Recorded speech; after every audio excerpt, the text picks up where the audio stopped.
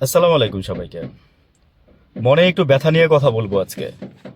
তো সেটা হচ্ছে যে হাদি ভাইয়ের মৃত্যু হওয়ার পরে ওনার ওয়াইফকে কেন আমরা দেখলাম না? মানে খুব এসেনশিয়াল একটা জিনিস। কারা? সংবাদপত্র, মিডিয়া, মানে মানে সংবাদপত্র আলাদা বলে লাভ নেই, মিডিয়ার কথাই বলি, টোটাল জগৎটাকে বোঝায় মিডিয়া। তো মিডিয়ার কাজ কি হচ্ছে যে সত্যটা তুলে আনবে, তা এজন্য তারা হয়তো এরকম করে, বা তারা নিউজ কালেকশন করবে, বেশি নিউজ হবে। ভাই, সবকিছু নিয়ে নিউজ চলে না। একটা কথা বলি আপনাদেরকে, যারা এই মিডিয়াতে কাজ করেন, সবকিছু নিয়ে মানে নিউজ চলে না। হাদি ভাইয়ের ওয়াইফ, উনি একজন ফরেজগার মহিলা, উনি একজন, ওনার বাবা একজন আলেম।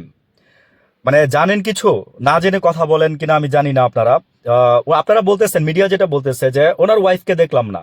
হ্যাঁ, মিডিয়ার একটাই কথা, ওনার ওয়াইফকে দেখলাম না, ওনার ওয়াইফকে দেখলাম না, সারা বাংলাদেশে ওনার ওয়াইফকে দেখলাম না। ভাই, ওনার ওয়াইফকে দেখতে হবে কেন? হাদি ভাই কি মারা গেছে কি মিথ্যা? হাদি ভাইয়ের ওয়াইফ প্রতিবাদ জানাইলো না কেন? আমরা যখন দেখছিলাম যে একবার কার তোহা ভাইয়ের ওয়াইফ আইসা মাস্ক টাক্স পরে, মোজা টোজা পরে, হাতে হাত মোজা পরে আপনার প্রতিবাদ করে গেছিল। অনেকের করে, অনেকেরই ওয়াইফ আসে, কিন্তু উনি আসে নাই। আমি একটা বিশ্বস্ত সূত্র থেকে বলতেছি, হ্যাঁ, যে হাদি ভাইকে যখন লাশ দেখানোর জন্য, যখন লাস্টবারের জন্য যখন ওনাকে এখানে ঢাকার মর্গে রাখা হয়েছিল, মানে দেখানোর জন্য আনা হয়েছিল, যে হোয়াট এভার ইজ, সেইভাবে ওনাকে একটা পর্দা দিয়ে, কোনো ক্যামেরা ধরে নাই, কেউ কোনো ক্যামেরা ধরতে দেয় নাই।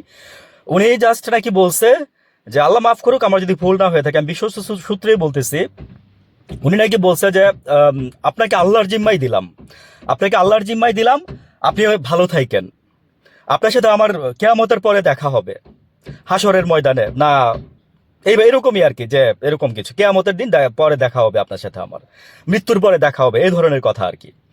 তো আমি আরেকটা মেসেজ পাশাপাশি দেই, সেটা হচ্ছে একজন মেয়ে নাকি এরকম পোস্ট দিছে যে মানে বোনকে ইয়া করে, মানে একটু একটু অশ্রাব্য ভাষায় বলছে, আমি বলতে পারতেছি না, বোনকে ডট ডট ডট করে খুলে বের করে দিছে, বউরে ঘরের বাইরে রেখা দিছে।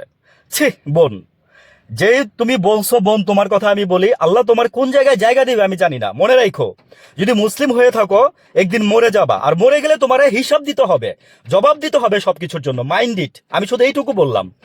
তুমি মুসলিম না হইলে আমার কোনো আপত্তি নাই, আমার কোনো সমস্যা নাই। হ্যাঁ, অ্যাজ এ হিউম্যান বিং তুমি সে সবকিছুই করতে পারো, কিন্তু তুমি যদি মুসলিম হয়ে যদি তুমি এই কথা বলে থাকো আরেকটা মহিলা সম্পর্কে এবং হাদি ভাইয়ের ওয়াইফের সম্পর্কে, আল্লাহ তোমারে কোনোদিন মাফ করবে না। সারা বাংলাদেশের মানুষ কেন, এই পৃথিবীর মানে হাজার কোটি লক্ষ মানুষও তোমার এই কথা শুনে মনে করে যে তোমার ধিক্কার জানাবে। আমি তোমার সাথে ধিক্কার জানাইতেছি এই কথাটার জন্য। ঠিক আছে, তুমি মেয়ে হয়ে একটা মেয়ে বুঝো না কিভাবে ইয়ে করে। আসো, তোমরা বহুত আসো দেখছি, মানে নষ্টামিতে দেশটা ভরে গেছে। ভালো থাকবেন সবাই, আসসালামু আলাইকুম।